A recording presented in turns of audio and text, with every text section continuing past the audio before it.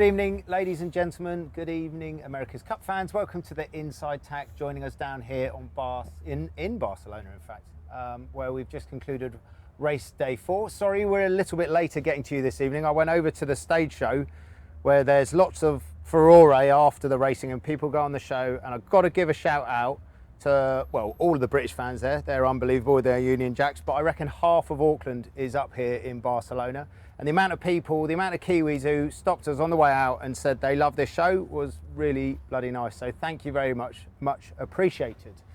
That's out the way. We're joined by Gangles and Goobs, or Giles and Ian. There you go. Yeah, it was a good day for us today, chaps. We got 2 on the board, 2 wins on the board. I tell you what, we needed to. Having been 4-0 down, it felt like a really big day. Well, every day is a big day in the cup, but a really big day today. Putting my historical hat on now. Before we get trolled, we know that Kiwis have been picking up points in the America's Cup for the last 25 years, but today was the first time a British boat picked up a point in the America's Cup for 90 years. And it coincided with the 100th day of sailing for RD4. And just to put that in perspective, we only did 60 days of sailing on RD2, the boat that we raced in the last America's Cup. And our first ever boat we built of an AC75, we did about 30 days sailing. So very proud to get to 100 days of sailing on Britannia. That's quite a wordy intro, wasn't it, chaps? Yeah. Quite the stat, that, isn't it? It is quite the stat. 90 years. Yeah, 90 years indeed. And obviously, I think New Zealand would have probably picked up their first point in 95 when they won 5-0. Throwing it out there. Don't really know. Someone's going to call me out on that. Yeah, I don't know. Right, forget I said that. Giles, conditions today, chap? Yeah, conditions today were pretty tricky. Initially very, very light. We went out on our big main. Kiwis went out on their mid-sized main and actually decided halfway through their warm-up to switch to their big. We had a 1 light wind race, bit more sea state around, kind of, what was it, 7-8 knots in the end for race 1. And then the wind came up a bit, more like 10 for race 2. And again, sea state hung around for that. And you were seeing all of that up in your tower, Goobs? Yeah, you can't see the sea state, can't obviously. See the sea state so much, but yeah, I mean, we saw the breeze slowly trend up, and we get all the observations from the marks and the boats out there as well. So it's yeah, I mean, it was good to see some different sea state and test the boats in different conditions. Different race course. And we talked about it with Giles yesterday or 2 days ago. 2 days ago. Was there an obvious way to go? Because obviously we have this fancy LiDAR stuff on telly and this and that. Yeah. Tells where the breeze is. From your LiDARs, could you pick a side, or was it not really that kind of day? To be honest, my eye calibration is a little bit out today. I went a different direction to the LiDAR once or twice, which right. Giles was giving me a lot of stick about. Oh, but, really? Yeah, copy that. Yeah, no, it looked like there was a bit more pressure on the left today. So yeah, when we were having that second race, I guess the guys were loosely trying to protect the left side of the course. Yeah. And yeah, I think they managed that well without doing too many extra manoeuvres. But it wasn't a Garby day, and Giles, we know in a sea breeze day that right, particularly that top right's pretty powerful, isn't it? It wasn't that look. Yeah, you could tell how tough it was today, because you could hear from the onboard comms from both boats that, you know, one yacht's wanting to protect the left, and the other's thinking they're doing well getting to the right. So I suppose to kind of back Goobs up a little bit, I don't think it was easy to see the pressure out there, because we certainly couldn't see it from where we were sat either. But yeah, the LiDAR that's on the TV footage was sometimes contradictory to what the eye was seeing. Yeah, fair. Yeah. Right, let's rattle into race number 5 into the pre-start gangs. Yeah, so big moment in this race. It's kind of won and lost within the next 10 seconds here. You can see Team New Zealand not quite getting across us on port on their entry, and went for a reasonably rushed jibe. Big bustle touch, wiped all the speed, and in the sea state it gets painful so quickly, and before you know it they're sat doing 3 knots, struggling to get back up on the foil. So for us here it was it was all about just keeping the maneuvers down, making sure you build plenty of speed, because the worst thing that we could do here right now is match Team New Zealand and end up in displacement mode. So no engaging from this standpoint, not worrying if we're late for the start. All we want to do is keep on that foil. Gooby, as a pilot trimmer, hardest conditions today for you to do manoeuvres, do you think? Yeah, I think so, actually. You'd obviously think that the breeze is hard as well, but to be honest with you, the light air with the waves is really tricky, because you run out of margin a little bit. When you're going slow, you can vent the foils, so you really got to keep that that foil under the water when your boat speed's down. And then there's obviously the wave state around as well. So there's a lot to deal with, and the boats get a little bit more finicky. And in the tacks and the jibes, Goobs, if you drop the foil into the trough of a wave versus the peak of a wave, it changes the grip for the helmsman and the trimmers for the land? Yeah, for sure. I mean, you've got to make sure that that board's got grip before you turn either direction, because the boat's heavy and it wants to keep going straight. Yeah. So the waves add another element to that, and I think the guys actually did a really good job of that today. They did do a very good job. Shout out to Lee and Bleds. Good on them. So we, as you could see from that start, as Giles said, it's about staying on the foils for the whole race course. A three lapper. Easier than said than done, as Gooby has mentioned, particularly for the trimmers and pilots at the back of the boat. And Giles, during that race, the breeze built to sort of 10-ish knots by the end? Yeah, the breeze had built a bit, 10 knots, and we discussed in the morning whether or not we were going to, because we knew that there was a chance we might want to look at doing a main swap, with the breeze being quite light for race one, then building up quite quickly, and we have 3 mains to choose from.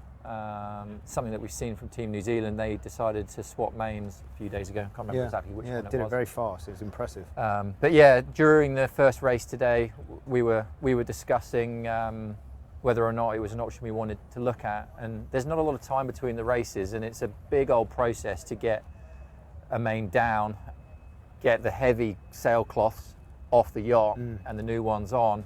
And it takes a lot of people, a lot of effort to get through that. Anyway, we decided to hedge that way and start a main swap, and then we'd confirm if we wanted to stick or swap when the original main was halfway down. And the shore crew did a amazing job to get the swap done. I think we did it in just over 20 minutes, which is pretty speedy. Yeah. It's something that both ourselves and Team New Zealand have been able to do, to get that main swap done in the half an hour wait, which certainly no mean feat. And it wasn't, the nice thing about it is you were able to scuttle off at the back of the boat with your laptop and have a chat with the lads as well, which is equally as important, right? Yeah, for sure. That we've got to review what was good about the previous race and keep an eye on what the conditions are doing. Chat with the likes of Gooby up in the tower about what the wind's looking like, how the guy should be approaching the start, any technique changes. All of that gets kind of, I suppose, fed in very quickly and concisely to the guys in between races. And yeah, as you say, with something like a main swap going on in the background, there's plenty going on. And Goobs, for all of our drilling and practice and tacks and jibes and roundouts and bearaways and pre-starts, for all of our sailing drilling, the shore team, the Chase 2 Ninjas as we call them, they're equally as drilled, and we practice this stuff for days like today, right? So a shout out to those guys. Yeah, I mean, especially in over a metre sea state. So those guys did a great job today. They're a tight-knit bunch. They are, yeah. And they definitely have their processes that they like to stick to, so it was good to see it all in action. Yeah, absolutely. So that brought us into race number 6. On day number 4, Giles, we had port entry on this pre-start. Yeah, so port entry for us here, and this was certainly a very interesting pre-start with a setup that we've not really seen much of. We decided to cross, round up, and opt for a double tack, ending up quite high above the line here. And Team New Zealand do quite a nice job to be able to set up inside here, and this kind of fast reach out on port towards the boundary is super critical. Team New Zealand get themselves in quite a nice position, but we do a really nice job of getting the jump on the jibe, leading back to the line with just enough time to kill to get off the pin end fast, and Team New Zealand having to tack out for a split tack start, which they do a reasonable job of, but off the line I think the speed delta was 9 knots or so. And Giles, there was a moment, it's not actually in this clip, with about 40 seconds to go when we were both on starboard, not just after this bit, after we both jibe onto starboard and we roll over the top of New Zealand and set up in front. Did that feel like the moment where it kind of swung back our way a bit? It did, for sure. When you go for this move, that we call it a jump, it really is a win or lose move. You're either going to get it and be in a good position, or you're not, and you risk being left over the line early. The issue that we had was that there was still time to kill to the pin end. So there's a little bit of manoeuvring, a bit of bustle touching from Lee, the pilot, Ben doing the right amount of S-ing to kill the time, to be able to put the yacht behind the line and on the right side of the pin. Such a fine line. And Goobs, the first, call it 3 laps of that race, we didn't necessarily kind of traditionally match race and face them and shut off the race course. We kind of sailed a bit more, I'd say a bit more open. Is that fair? We kind of sailed to where we saw the best pressure, and for the first 3 laps of that race we were kind of sailing shift and pressure with them in the back of our minds. Yeah, I think that's right. I think we did a really good job of setting up the gate mark that we wanted to take. And that kind of set the beat up for us, and I think the balance between cutting down the leverage on these guys and minimising manoeuvres was struck really well today. And we know when we got onto the 4th lap, final lap, kind of all bets were off a bit. As you know, Team New Zealand are unbelievable. They're never going to be more than 100 metres behind you when you do have a lead. And we had to kind of shift that mentality, I thought, for the last leg, and kind of go more into covering mode and shutting down the racetrack. Yeah, I guess we did the extra tack to bounce these guys back out to the right. We thought a little bit more pressure on the left here, and so we wanted to protect that side at the top, which I think was a good call. It was impressive how well the Kiwis were coming back in here, and I mean, there's so much pressure in these races. I think the guys did a really good job at continuing to execute the manoeuvres and sail the boat well, even when the heat was on. Yeah, and then Louis just flickers on to the next clip, chap, where we were rolled onto the downwind, Charles. Yeah, so this is final leg down to the finish. You can see again, super tight within just over 100 metres, and downwind, the 100-metre lead is very, very little. So yeah, the guys opting for a covering jibe in front onto starboard there, and then jibe back into the finish. 70 metres, 60 metres here. You can see Team New Zealand going for the real late kind of Hail Mary dial, but yeah, it wasn't quite enough, and another race win for us. And Charles, let's be honest, we're not getting ahead of ourselves. We're still 4-2 down in the match. We are, yeah. But we had for me, a really nice thing was we recognised today was going to be sea statey. Yeah. And we took the opportunity to go out yesterday with a list of things to improve in big sea state. And do you feel like that paid dividends today? For sure it did. I think every day we go sailing, we get better. I think the interesting thing about the racing today was that it was a big shift in conditions, and we're seeing a bit more lump around, a bit more sea state. The breeze was still quite low. And you look at the configuration of the foils on these yachts; they're very different. And I think there's a few swings and roundabouts there in terms of what might be suited to more sea state, what might not be.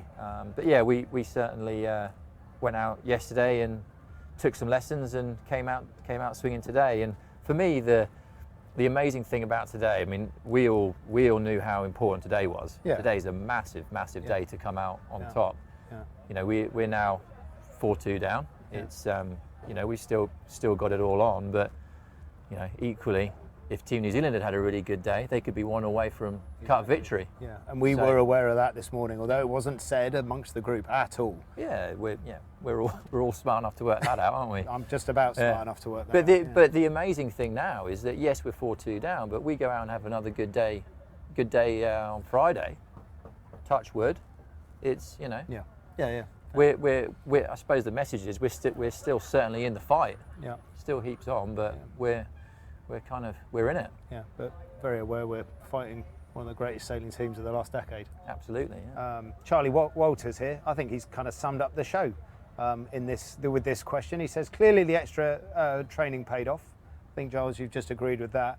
And he said, is it fair to ask if INEOS made decisions to sail for more wind shifts today rather than tack and cover? And Goobs, I think you kind of summed that up with the synopsis of race 6. Yeah. I think that's completely fair. There was a lot of chat on the boat, on the comms about which side the pressure was on at different points in the race, and I think we didn't choose to get into a dogfight to bounce these guys out to a short side or anything like that. We decided to try to maximise our VMG and get to the right gate marks to set ourselves up for the next leg.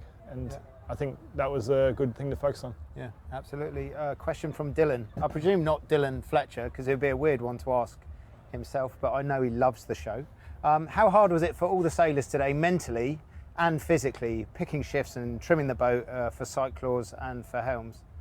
How was it for the cyclaws, mate? Yeah, I said at the stage over there, I came off the line and, it was that hard.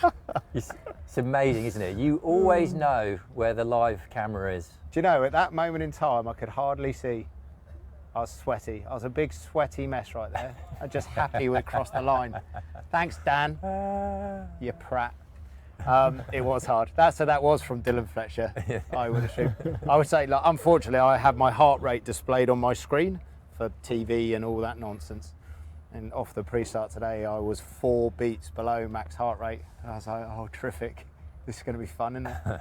It was hard. And I just saw one of the lovely cyclaw lads from Team New Zealand, and he said it was an absolute shoo-in for those lads as well. So we're all in it together. Good to know they're in the same boat. Yeah, I think we all are. Different boat, but different boat. Cycler Union. Same pit. Same little sweaty pit. Yeah. Final question here from Toby B. Can Britannia see a virtual start line when practicing, or can we only see it in the race, Giles? Yes, we can. We have access to the tactical software. So from the chase boats, we can send the yacht practice courses, starts. So yeah, we can run virtual races and we can ping marks, so we can be completely tied in as we are for racing properly. And the virtual race course is brilliant for Robbie Wilson and Xavi Fernandez, because it means they don't have to put down marks and pull up anchors and ropes, and they're fundamentally very lazy. Very good for lazy coaches who don't want to drag anchors off the seabed. You got it. Goobs, next couple of days, chaps, what are we looking at? No racing tomorrow. No racing tomorrow, and actually a little bit of a tricky forecast. We've got some storms in the morning, and then we might have squalls in the afternoon. So sounds very British, that. It sounds very British. Yeah. So there's a little decision to be made around tomorrow, and then the next day is sort of 6 to 13 knots with about 0.8 sea state. So similar-ish to today. Similar-ish, maybe quite similar to today in breeze strength, and maybe not quite as wavy, but still a fair bit of lump around. Very good. There we go. Nice to get a couple on the board. We are very aware of where we're at. We're still 4-2 down, but happy with the day. Safe to say, happy with the day. Absolutely, yeah. Yeah, nice lads. Thanks for joining us as always. Charles always pretends he's very reluctant to come on, but deep down you love it, don't you? Love it, mate. Yeah. Something else, isn't he? Right, join us again on Friday night, where we'll have done races 7 and 8 in this 37th America's Cup. And I must say, from a neutral point of view, but I'm not neutral, how good was that yacht racing today? The second race, regardless of result, was bloody cool. Don't you think? Yeah, no, it was. No, it was amazing. Yeah, it was amazing. So close. And so good. Yeah. So good. Yeah, great for the sport. Yeah, great for the sport. And we'll see you on Friday evening.